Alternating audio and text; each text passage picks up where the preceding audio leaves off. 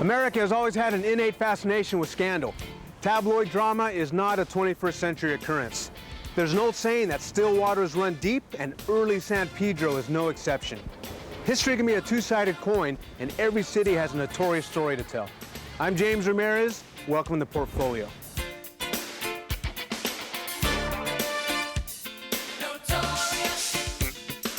They all seemed to have brothels nearby or knew where they were at. San Pedro, its reputation as a rough town, well, yeah, a lot of things did happen down here. Rather notorious in some ways.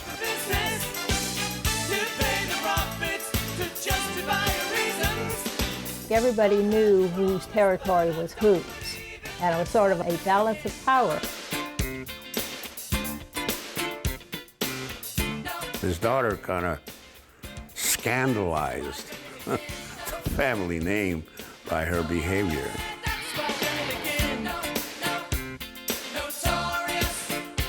Let a Los Angeles housewife tell you about it. FBI agents came in and started removing the fathers from the home. She was a prisoner that thought a great deal of herself.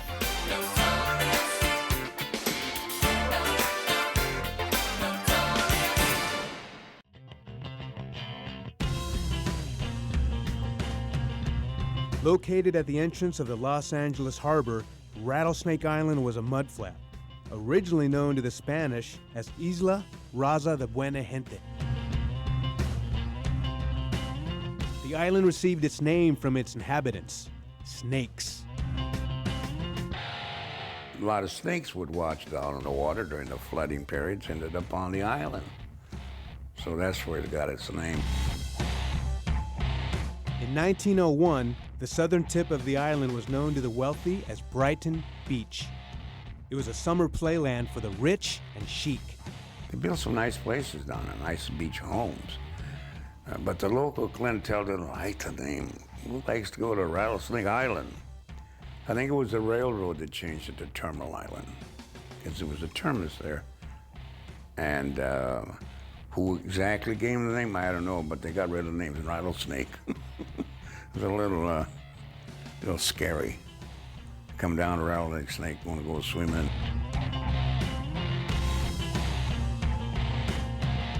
In 1918, Rattlesnake Island officially became Terminal Island, marking what would begin a rich and notorious history of its own.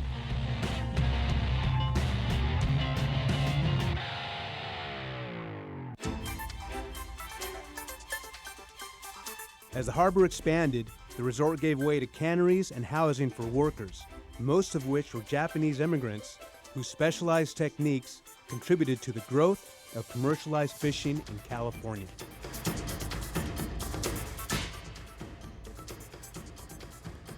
The fishing industry in Los Angeles was the largest in the state of California at the time, between the 20s and the 40s, and Japanese made up the majority of fishermen during that time.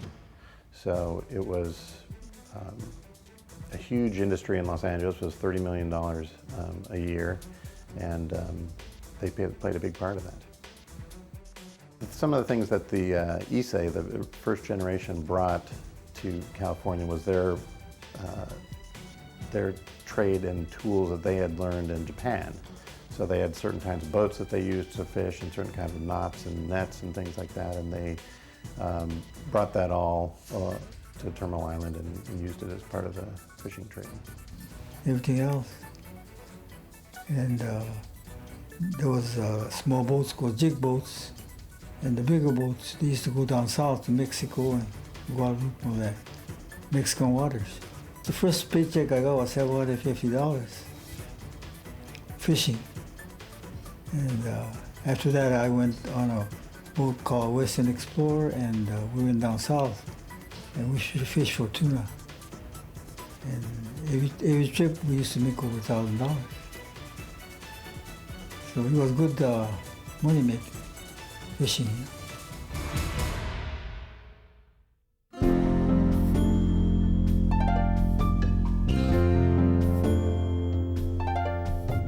1940s, Terminal Island expanded to become a city within a city.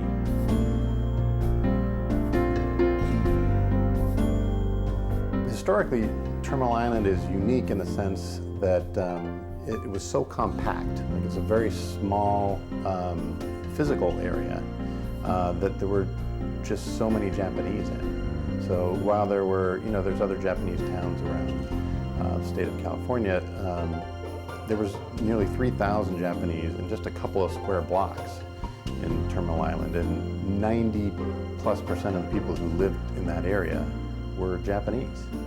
So it's much different than anywhere else because it also has vanished. It doesn't exist anymore.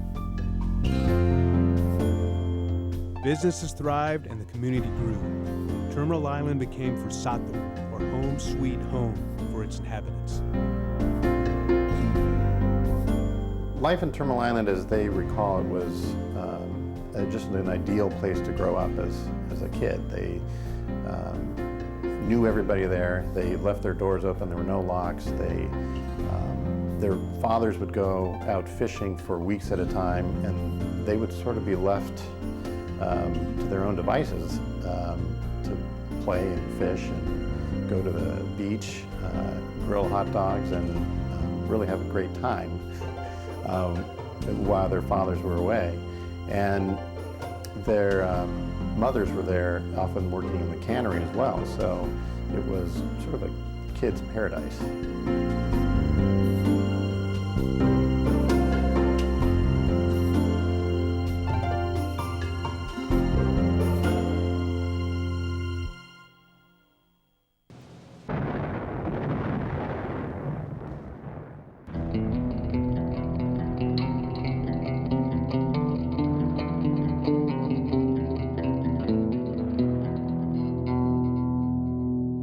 In 1942, after the bombing of Pearl Harbor, that paradise was lost when FBI agents rounded up all Japanese males and their families to relocate them to internment camps.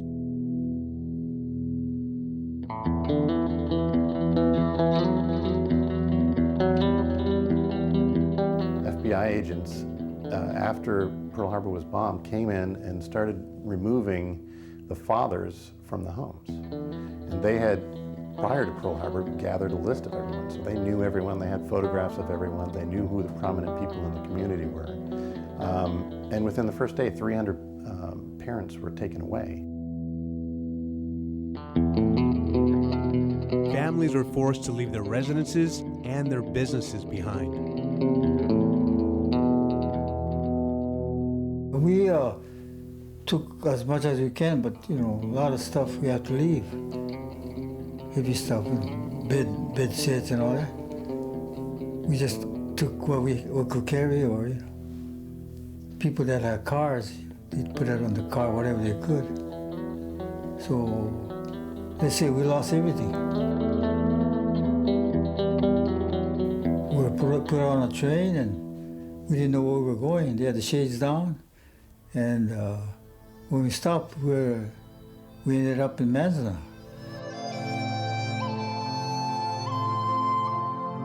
Manzanar became the destination for all Terminal Island Japanese, and the place they called home sweet home would be lost forever.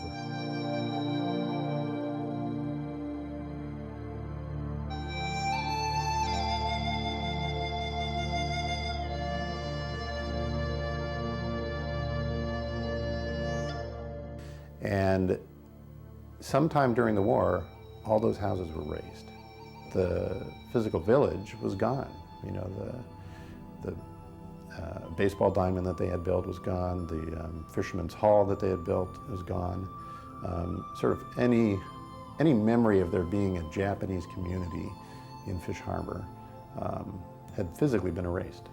You don't hear a lot of bitterness from Terminal Islanders, the Japanese Terminal Islanders, but one of the things that they do feel sorry about is that their parents who came here to make a better life lost the opportunity to make that income during the war, never to be able to do it again.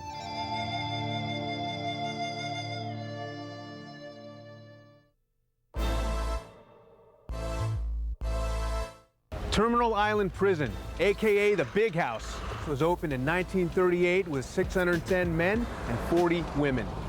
Home to the famous and the infamous. This gated retreat has some unique stories to tell.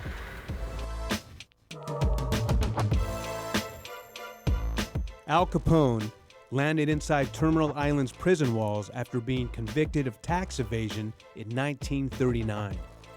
While serving time, he met up with the likes of Reverend Silas A. Thweet of the First Baptist Church of San Pedro.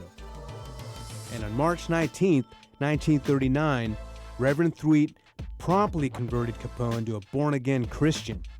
And for that, Reverend Thweet was banned from the penitentiary indefinitely. In 1950, the state of California briefly converted the prison into a mental health facility.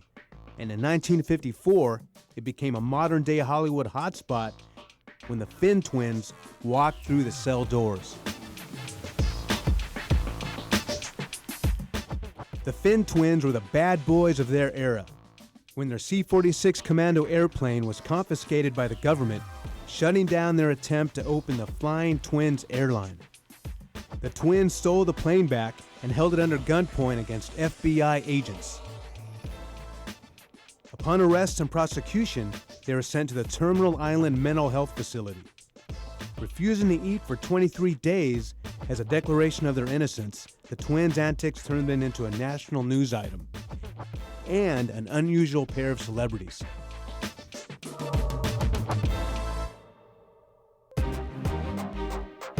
By 1955, the facility converted back to a prison and would earn the reputation of being the Club Fed of the American penal system, housing the who's who of the political, crime, and entertainment world. In 1972, Salvatore Bill Bonanno, son of the notorious mafia chief Joey Bonanno, served 3 years and was the inspiration for the character Michael Corleone in The Godfather.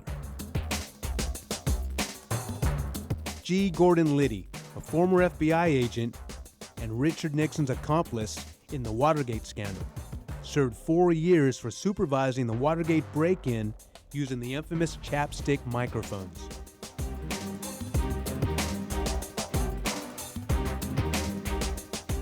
Charles Manson spent his early years there for car theft and check forgery, as did several other Manson family members, including Lynette Squeaky Fromm, who on September 5, 1975, attempted to assassinate President Ford.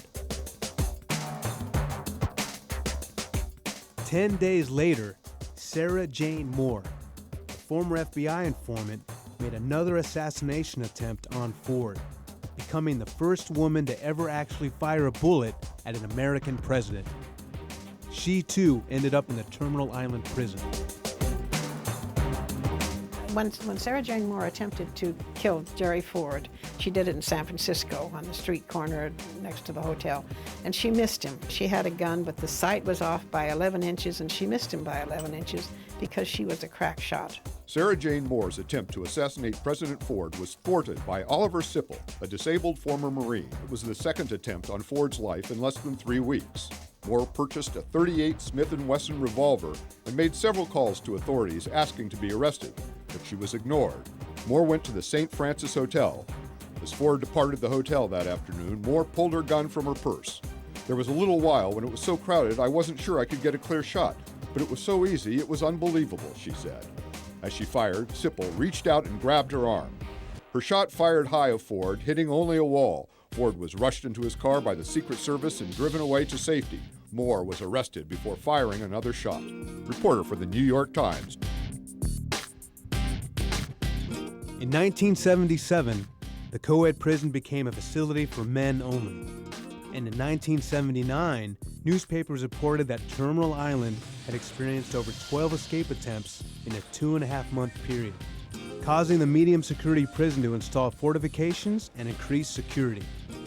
In 1984, federal prosecutors uncovered what was the largest prison scandal in history when Terminal Island prison officials were indicted for corruption.